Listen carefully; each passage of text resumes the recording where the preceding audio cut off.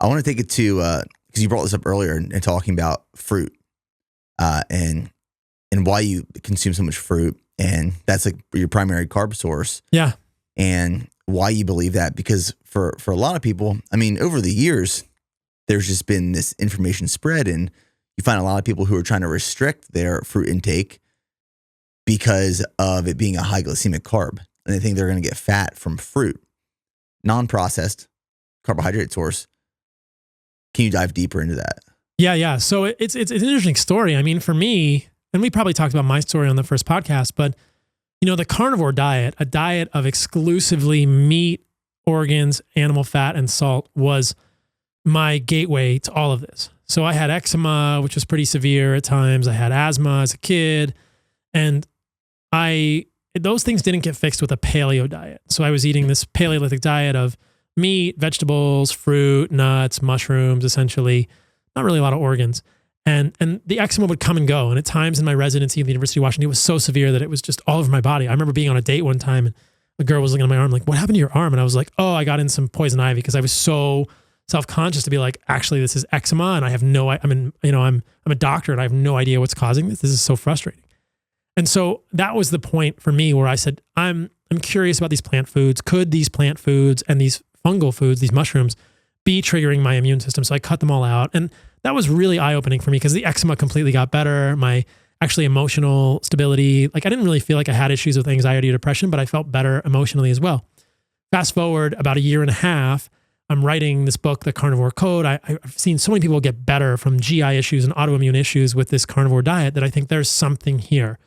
But like we all learn along the journey, sometimes we get a piece of a truth. We never find the truth, but we find a truth. And so humbly, I had to sort of look at the way I was feeling after a year and a half of a ketogenic diet with no carbohydrates, essentially, other than what you find in meat and organs, which is very minuscule. It's paltry. And say, you know what? I don't feel as good as I want to feel. I have muscle cramps when I go climbing to the climbing gym. I point my toe to get on a hold and my calf cramps up. I get cramps in the morning. I'm having heart palpitations while I'm sleeping.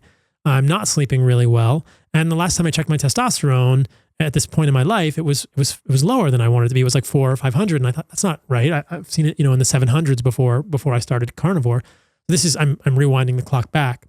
So I had to kind of look at this and say, you know what?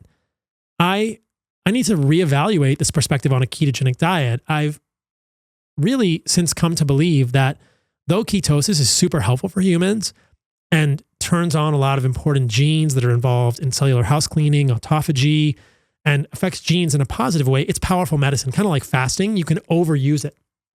So I realized, I've overused ketosis, and insulin, this peptide hormone that is released when you eat primarily carbohydrates, but some protein induces insulin release. We think of insulin as a bad hormone, but it's such an important hormone for the human body. If you don't have at least phasic, meaning spikes of insulin throughout the day or throughout the week, you're really not going to be able to hold on to electrolytes at the level of the kidney as much as you want to. And that's why so many people on ketogenic diets do more salt and electrolytes than I've ever seen in my whole life. It's crazy. That's why whole companies have arisen around ketogenic diets trying to fill these electrolyte needs of people who have essentially flatlined their insulin signaling and are just wasting electrolytes, things like sodium, potassium, magnesium, calcium in their kidneys because there is no or so low signaling of insulin at the level of kidney. Well, insulin can insulin come back once you reintroduce carbohydrates? Absolutely. As soon as you reintroduce carbohydrates, your body turns on insulin again. It takes like a day or two for it to adjust because your body actually becomes physiologically insulin resistant, which is different than pathological insulin resistance. Well, hopefully we'll get to that in this podcast because I want to talk about the roots of pathological insulin resistance. They do relate to linoleic acid and the breakdown products of linoleic acid very clearly. So that's fascinating. But you do become physiologically insulin resistant when you are ketogenic. So I'm sure you experienced this in the Rangers. You're out, you haven't eaten for a few days, your body goes into ketosis, and your body is then sparing glucose that it's making through gluconeogenesis for the testicles, the red blood cells, the adrenals, and the brain. And it says, no, muscles don't take up glucose because you can do fine with ketones, right? The brain can run on some ketones, but it needs to have glucose. So the body's very, very wise at partitioning nutrients in states of, quote, semi-starvation, because evolutionarily, It would have been a state of semi-starvation for us if we didn't have any carbohydrates. It certainly happened to us, but our goal as humans would have been, where can I find honey? Where can I find fruit? Where can I find carbohydrates all the time? And so if we go for too long in that state, we do suffer physiological consequences. And I did. So I looked at foods and I thought, where can I get my carbohydrates from? Well, grains are seeds, they're plant parts, they're plant babies, they're highly defended. I don't want to eat grains. Roots are also defended. That's not my first choice. I think that fruit, the sweet part of a fruit, the sweet part of a plant that's colorful, probably makes the most sense evolutionarily. And I could find literature to say that if you compare the fruit of a plant to the actual stems or the leaves, the amount of defense chemicals is much lower in the fruit. We know this. This is seen over and over in botanical science. There's whole literature on this. In fact, I was reading this amazing chapter of a book about plant defense chemicals on the plane over here from Costa Rica. And you can see this over and over, that when a plant is making a fruit, it may put defense chemicals in the fruit when it's green, when it's unripe. But as the fruit ripens, they get lower and lower and lower and lower. And a lot of these defense chemicals are at much higher levels, 5 to 10x in the stems and the leaves. So fruit is clearly the least defended part of a plant. I thought, okay, that's going to be the first thing I'm going to try. So I reintroduced things like strawberries, and I started with honey because honey is made by bees. There's no real defense chemicals in honey. You could even argue that honey is an animal food. So I reintroduced honey. I reintroduced fruit in my diet. And because I was so interested in my insulin response, in my metabolic health, which we can define, my insulin sensitivity, I continued to check my labs. Fasting insulin is perhaps the most important blood test you can check. And we can talk about why. And I wore a continuous glucose monitor from a company called NutriSense. So you can just put this thing on your arm. It has a stylet. Are you familiar with these? Yeah, I've been wanting to get one, actually. We get you one. Yeah, for sure. Yeah, I would love to. Yeah, absolutely. I'll absolutely get you one. I've actually got some. I should have known. I've got some in my house. So you can put this glucose monitor on your arm. It has this little plastic stylet that goes into the interstitial space, and you can check with your phone, and it'll take a blood sugar measurement every 5 minutes. So you can see your blood sugar in real time throughout the day. So I could see what was happening with my blood sugar when I introduced carbohydrates. And it was a fascinating experience. So on my podcast, which is called Fundamental Health, I've gone through all this data and showed my data. But in summary, my fasting blood sugar, you ready for this, went down when I introduced carbohydrates.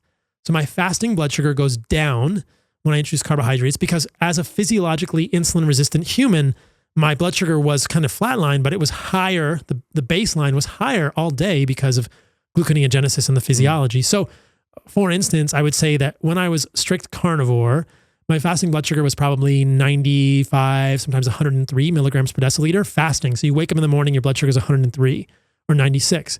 You eat food, your blood sugar is 96, 103, right? Introduce carbohydrates, fasting blood sugar 72, 73, 68, these kind of things. And then when you eat food, I'm eating carbohydrates. I usually eat like twice a day. My blood sugar might go up to 130, 140. I don't worry about that because then it comes down quickly. This is difficult to illustrate without a visual, but imagine kind of a flat line and then a little spike, and the spike comes back down to normal within an hour. So when you're looking at a continuous glucose monitor, what you want to look at is the area under the curve because it's a reflection of how much insulin load there is needed to move that sugar out of your blood. This is checking glucose. So we're looking at a glucose area under the curve in real time. And you can see that when I was on this honey or this fruit, it would go up, come back down, and then go right back to baseline, then go up in the afternoon, come back down to baseline. So these are not patterns of metabolic dysfunction. There's really clear visual patterns of metabolic dysfunction on a continuous glucose monitor. It's a much broader peak. It looks like a tombstone or has multiple peaks. And the area under the curve is much broader, right? So the area from the base, like an integral. I used to love math when I was a kid, but I don't know if everybody understands what an integral is. But you integrate, you sort of like take all the area under that curve. And if you're insulin resistant or you have metabolic dysfunction, all that area under the curve is so much higher when you eat carbohydrates. So you can see on a continuous glucose monitor, if I put that on someone, I can see immediately how metabolically healthy they are just by how they respond to sugar, whether it's from fruit or whatever. So you could see like, I'm metabolically, I'm responding, boom, up, down, consistently week after week after week. And then at the end of, I think 2 months, I checked my fasting insulin, and my fasting insulin on a carnivore diet was probably 3.5 micro IU per ml. And my fasting insulin, which is the best metric that I think people can easily get of metabolic health on this carbohydrate diet containing at least 100 grams to 150 or even 200 grams of carbohydrates a day, is 3.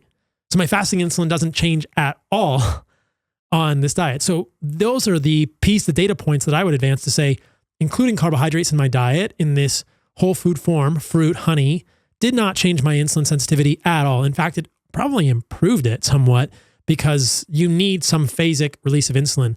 My electrolyte issues got better. My heart palpitations went away. My testosterone came back to 800. I'm sleeping better. And I'm thinking, oh, okay, humble pie. Like, let's continue to evolve and explore and learn what is the best diet for humans.